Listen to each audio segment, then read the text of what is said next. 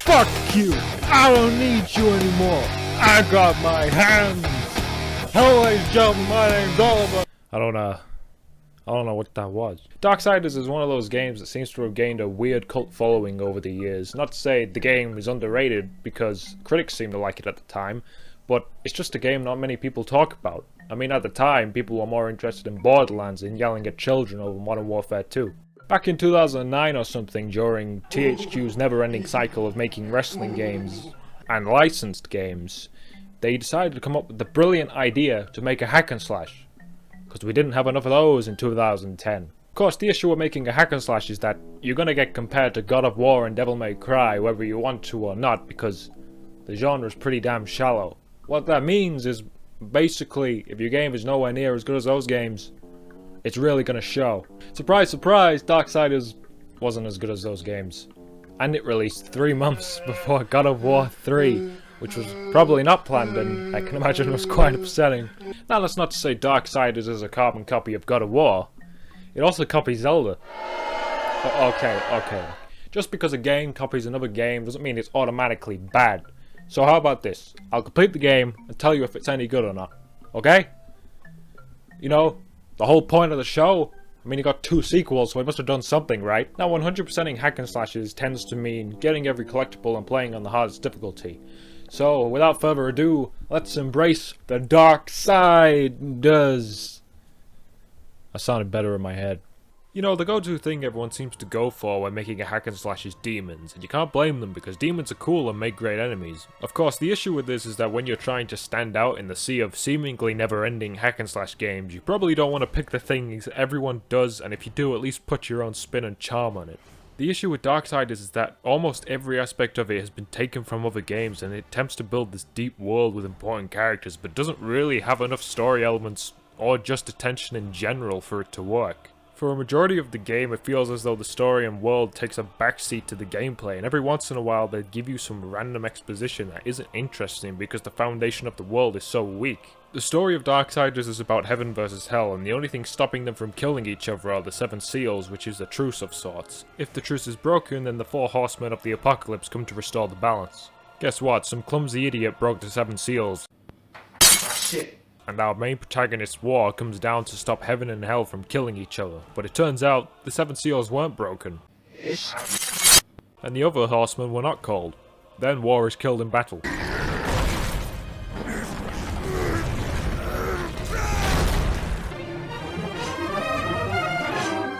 War is then saved by the Charred Council, who I think control everything. I don't know, your guess is as good as mine. Who accuse War of purposely bringing out the apocalypse, although I don't know what he'd gained from doing that. But he strikes a deal with the Council where they send him back to Earth 100 years later in order to find out who did this. They also strip him of his power and send one of their servants known as the Watcher to, well, watch him, who also sounds very, very familiar. Remember that, or I will really get under your skin.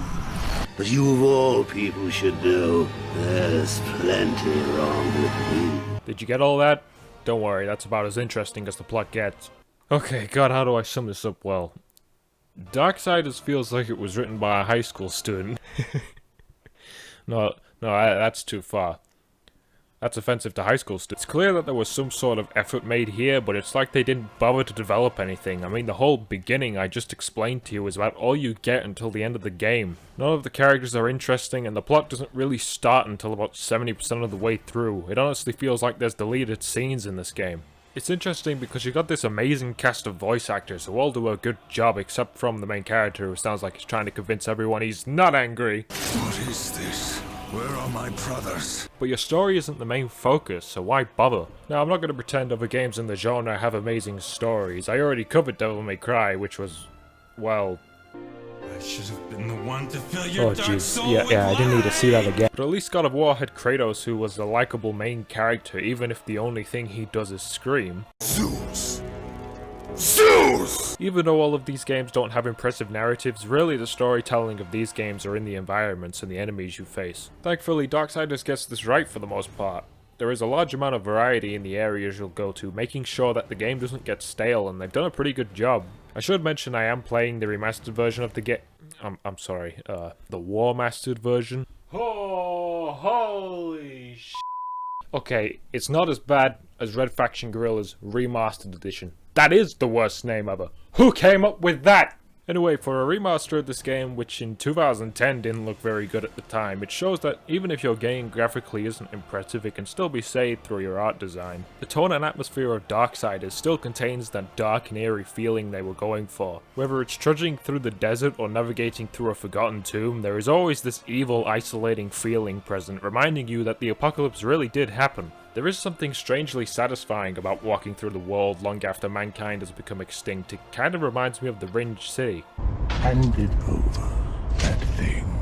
Your dark soul. Although, from a story perspective, why should I care about restoring the balance if everything is already destroyed? Sadly, when it comes to the character and enemy design, they aren't necessarily bad, but they are painfully generic, and that is a horrible mistake to make and a big missed opportunity.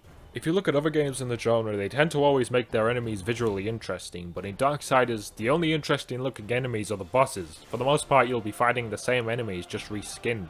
And even though the areas are quite varied, it really does feel like they just went, "Oh shit, we have to design levels." Darksiders likes to pretend it's open-ended and has a deep level of exploration, and for the most part the exploration works, but really the game is about as linear as something like God of War. Zelda dungeons tend to be large levels that are made up of rooms, but it all cleverly links together and you start to figure out, okay, I got this key which can unlock this door. And the memorable dungeons tend to be quite creative with it. Darksiders starts to figure out how to pull it off towards the end, but for the first half, the levels are incredibly basic. The secrets hidden in the levels aren't that engaging, as they don't go further than the off chest hidden away on a ledge or something. There are a few puzzles that need to be solved in order to get them, and most of those are just, "Whoa, you don't have that ability yet, come back next week, retard." But to be fair, this small amount of exploration and the progression system is what entirely saves Darksiders from being a bad game. As I always say, exploration is the most engaging thing you can do in a video game, even if it is as simple as just a little tucked away area. It's the only part of Darksiders that requires you to think. And then you say, "Well, Oliver, what about the combat?" He doesn't know! Yeah, uh-oh. Look, it's not terrible, it does feel fairly weighty, and it is satisfying to rack that multiplayer up by hitting multiple enemies at once, but because it doesn't have any depth, or at least fails to add depth, it sort of just ends up with you going.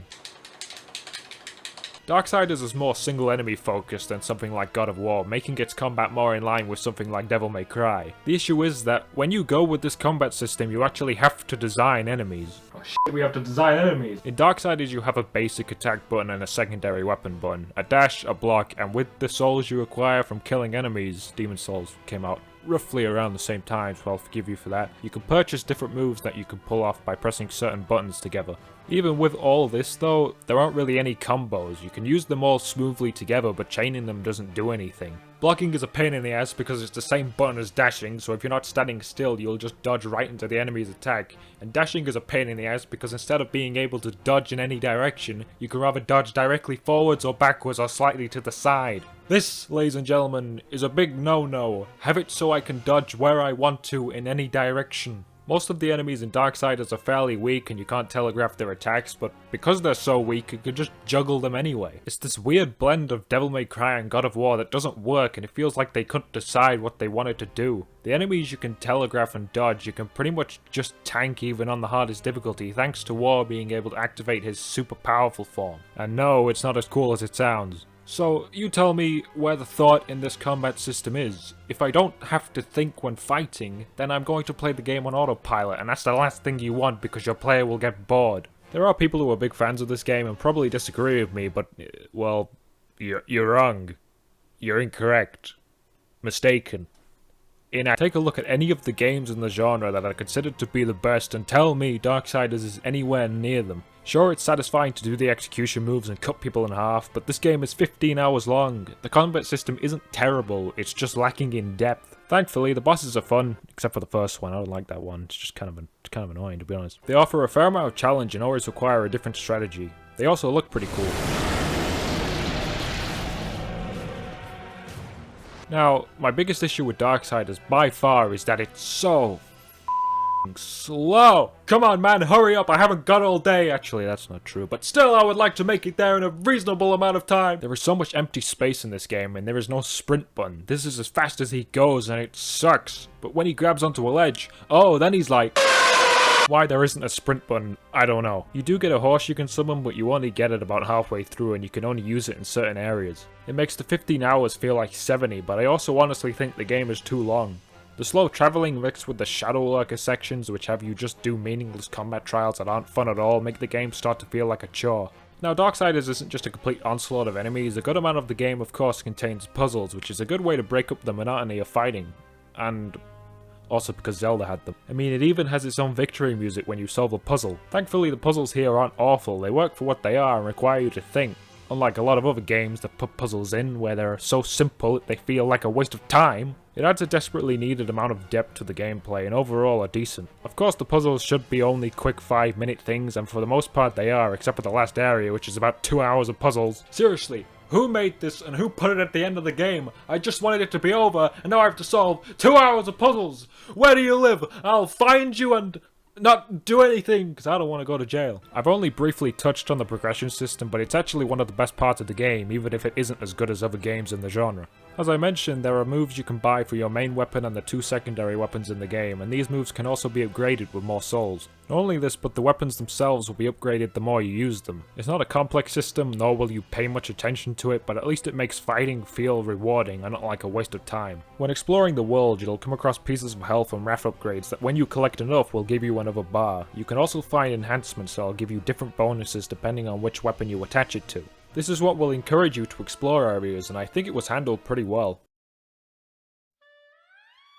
Ooh. This is one of those games where 100%ing it can get painful, and that is mostly thanks to the amount of grinding. You have to level up all 3 weapons and buy all of the powers and abilities, which, you know, I did predict going in, but there are nowhere near enough opportunities to get everything naturally. What you see on screen right now is what you do for about 3 hours to level up all of your weapons, and yeah, it's no fun. Gaining souls, however, requires a different strategy. For some reason, when you jump down this hole, the 2 horse guys in the desert area will spawn, but if you keep doing it, it will spawn 2 again but not replace the other ones, meaning you can spawn about as many as the game can handle before crashing. Then of course you kill them all and get a ton of souls. Along with this, some sick twisted bastard decided to put an achievement in here that requires you to ride 100 miles on horseback despite there being barely any places you even ride the horse in the game. So here's what you do. You get a rubber band, tie that shit around the controller, and wait for 3 hours while you reevaluate your life choices.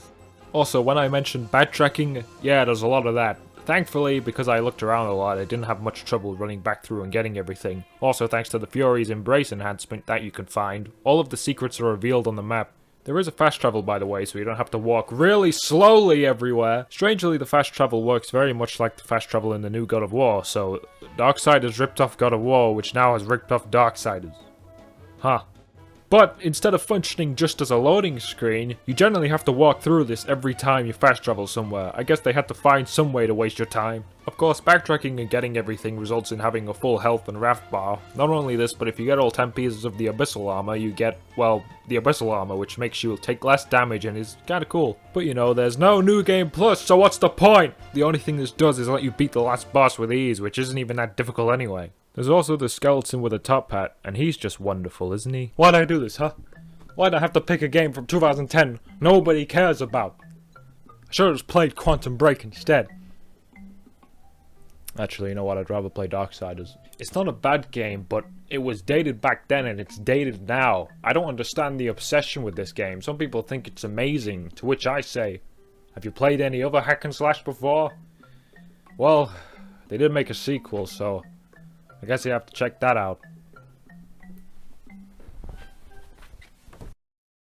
Also, why is it called Darksiders? Is it because the horsemen are dark, but they're also side characters? Is it because the horsemen are evil, so that's why it's called Darkside? Is that like the fan club of Pink Floyd's Dark Side of the Moon album? Darkside, Phil. Hello, ladies and gentlemen. It's nearing the end of the year, so this shit's about to get crazy. There's about to be like 50,000 games that are going to come out, so you bet your ass I'm going to have to play them all. I also got university starting, so that'll be fun to try and make reviews while that's happening. So if you liked the video, maybe press the like button, maybe subscribe, and press the bell icon if it works. You know, it only works like half the time. And if you have any issues with this video, please let me know. I am actually trying to get better at this, believe it or not, even though nobody watches me. I made a stupid red letter medium meme. It got more popular than anything I've ever made.